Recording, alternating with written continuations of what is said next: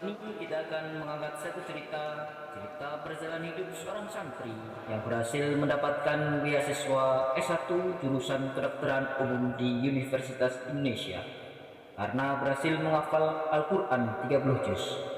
Lalu melanjutkan S2 atau spesialisasi hati di luar negeri karena berhasil mendapatkan beasiswa di pondok pesantren. Lalu hidupnya akan kita lihat setelah ini. Silahkan didelok dan dimirengke. Namanya Mardoyo. Dia anak yang terkenal cerdas di sekolahannya. Namun Mardoyo sekarang tinggal bersama seorang ayah. Ibunya pergi saat Mardoyo masih kecil.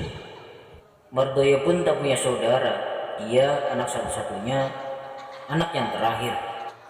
Ayah Mardoyo seorang petani. Ia lahir dari keluarga sederhana. Ayah Mardoyo adalah orang yang memperhatikan pendidikan. Orang tua Mardoyo berharap Mardoyo agar bisa sukses di masa depannya. Waktu itu Mardoyo duduk di bangku kelas 3 MA, 2 bulan lagi ujian nasional. Namun Mardoyo belum menentukan pilihan untuk melanjutkan pendidikan. Suatu hari ayahnya manggil Mardoyo sambil cangkruan dan menikmati segar kopi dan karung jeti. Doh, kamu nanti cita-citanya apa kalau sudah besar? Marjoyo mau jadi dokter ya. Marjoyo mau mengobati ayah kalau tiba-tiba sakit seperti biasa. Bagus, itu cita-cita yang mulia. Ayah harap kamu mau serius dan belajar, sehingga cita-cita kamu dapat terwujud dan kamu jadi dokter yang berguna bagi banyak orang. Iya ya, Marjoyo pasti serius. Doh, Iya. kamu mau ya ayah suruh masuk ke pondok? Lah ya, nanti ayah sama siapa kalau Marjoyo pergi ke pondok? Ayah sendiri dong berarti. Nggak mau lah. Ayah itu sudah besar doh. Kalau cuma ditinggal sama kamu mah lebih dari kata nggak apa-apa. Tapi ya, cita-cita Marjoyo kan mau jadi dokter. Emang kalau di pesantren Marjoyo bisa tetap jadi dokter? Kan rata-rata di pesantren jadinya ustaz. Lah, ya tentu bisa lah doh. Begini loh doh, sekarang itu banyak orang yang hebat ilmu dunianya, banyak yang hebat ilmu percintaan, perdukunan, perselingkuhan, dan lain-lain. Tapi bodoh ilmu agamanya. Jadi, walaupun nanti kamu jadi dokter, adalah dokter yang soleh dan tidak sombong dan mau menginfakkan ilmunya di jalan Allah. Kalau kamu jadi pejabat, adalah pejabat yang jujur, amanah, dan tidak korup, yang menghabisi uang rakyat untuk kepentingan pribadi. Nah, pesantren itu kan tempat untuk belajar agama. Kalau kamu nanti masuk ke pesantren, kamu akan dapat bekal ilmu agama. Kalau ilmu agama sudah didapat, pasti ilmu yang lain mudah untuk diikuti. Tapi ya, Sudah, kamu pikirkan saja dulu. Ayah tidak memaksakan. Itu semua berada di tanganmu. Mardoyo pun memikirkan betul-betul keinginan sang ayah. Ia tentu tidak berpikir untuk masuk pesantren sebelumnya. Lagi pula teman-teman Mardoyo tidak ada yang masuk pesantren. Masuk pesantren pasti nggak enak rasanya. Jauh dari HP, nggak naik MB, yang pasti jauh dari ayam. Itu yang waktu itu Mardoyo pikirkan. Hingga Mardoyo jatuh dalam kebimbangan. Suatu hari Mardoyo bertemu dengan temannya yang namanya Kampleng. Mardoyo menceritakan keluh kesahnya pada Kampleng. kenapa kok itu? Kalau mas temen kayak ngono. Gini loh Mleng, masa aku disuruh masuk pondok sama ayah? Aja gelem kowe itu. Nah karena ora bisa numpak MB kowe. Apa maning bojone cewek, ora penak nang pondok, penak nang omah. Terus ya, ana wong lulusan pondok nang berita-berita kae malah gawe bom, ngafir-ngafirke wong, berita-berita wong, jadi teroris. Apa kok ora wedi tuh? Jangan asal ngomong, Pleng. Itu beritanya valid enggak? Nanti hoak lagi. Ya, nyoba orang ngerti sih, bener apa salahnya. Yang penting kan viral.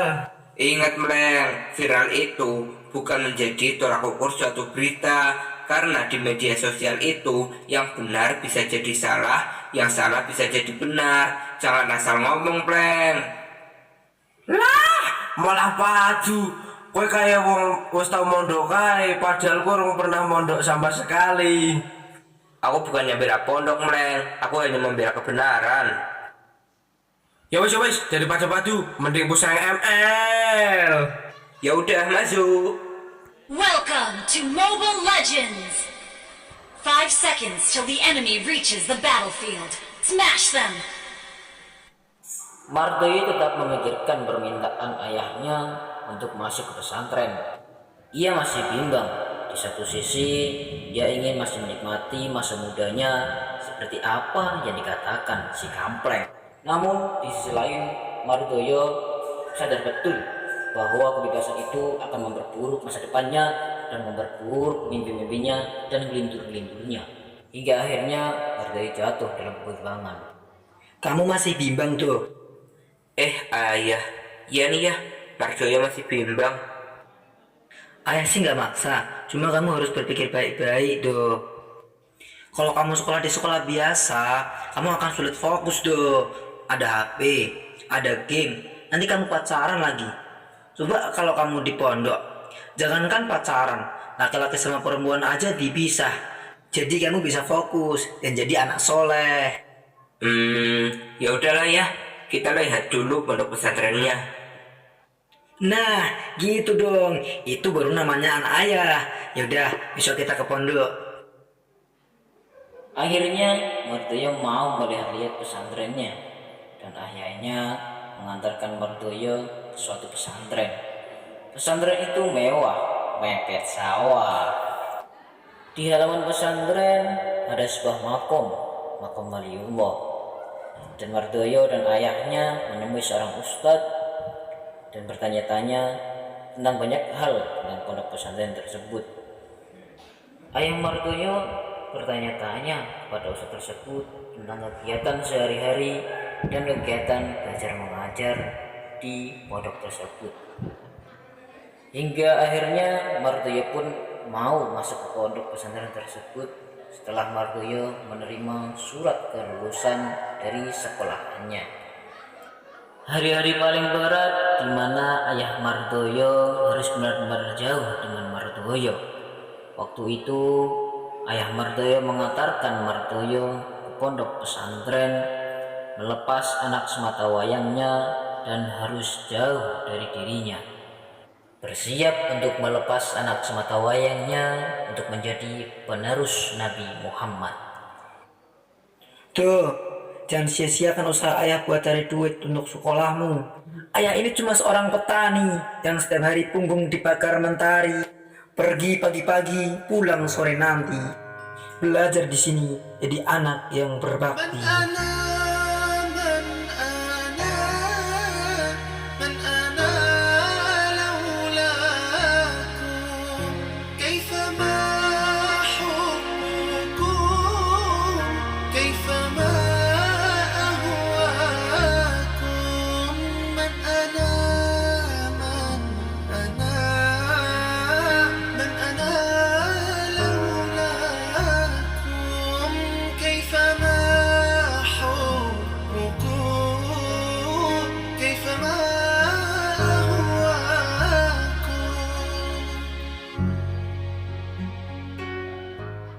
Ayah Mardoyo selalu memberi support sebagai orang tuanya.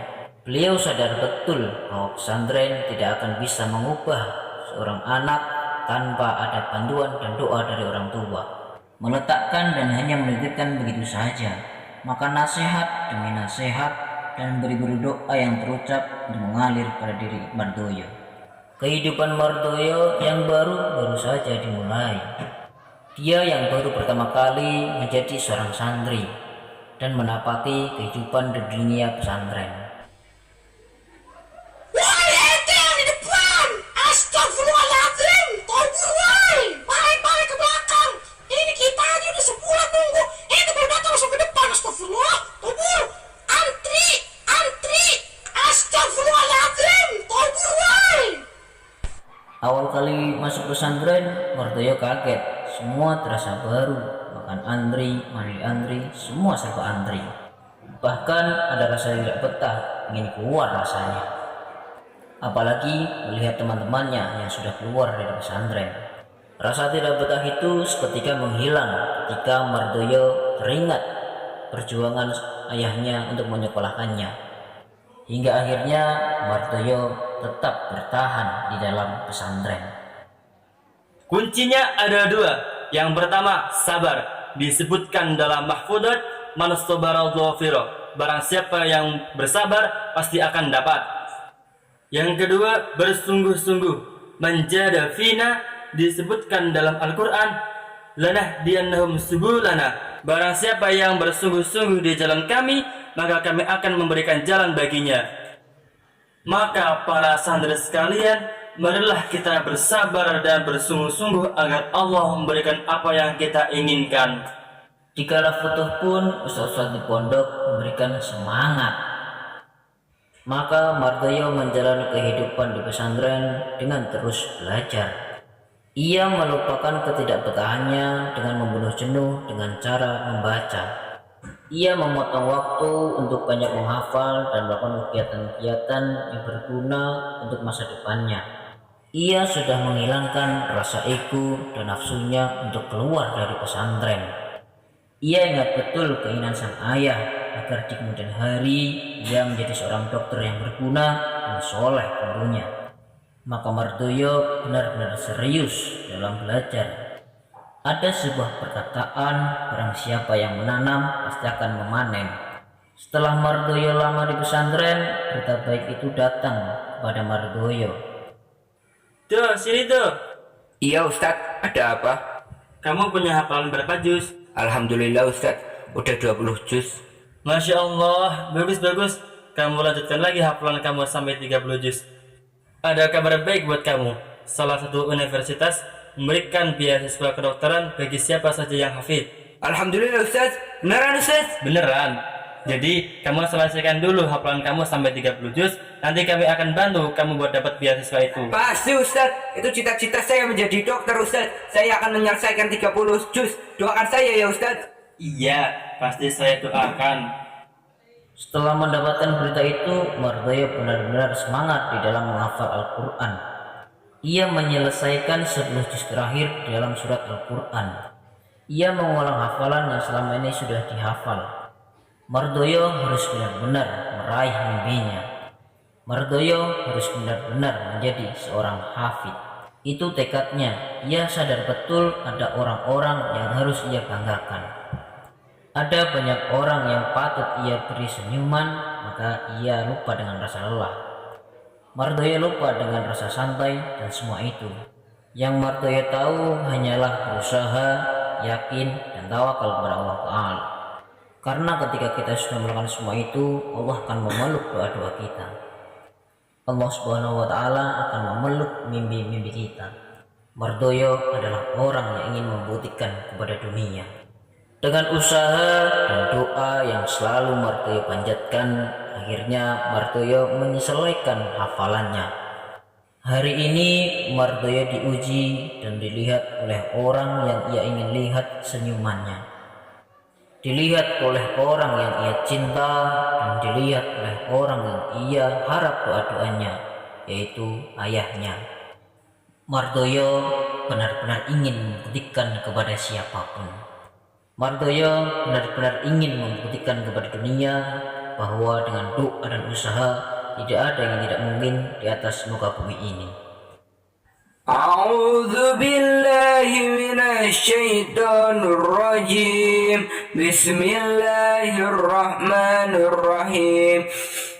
Qul a'udzu birabbin nas, malikin nas, ilahin nas, min syarril waswasil khannas, alladzi yuwaswisu fi sudurin nas, minal jinnati wan nas. Allahumma arhamna bil Qur'an.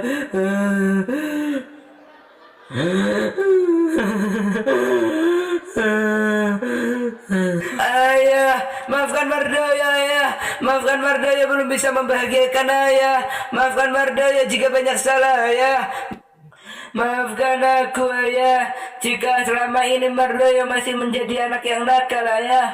Maafkan Mardoyo ya, jika belum bisa membahagiakan ayah. Ayah. Dok, ayah sudah bangga sama kamu. Ayah sudah bangga dengan apa yang kamu lakukan. Ayah sudah bangga. Ayah sudah bangga. Terima kasih.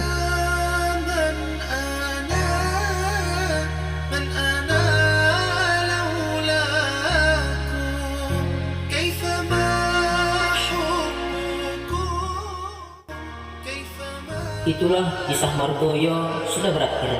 Mardoyo sudah menyelesaikan hafalan 30 juz Al-Quran dan mendapatkan beasiswa kedokteran di universitas luar negeri.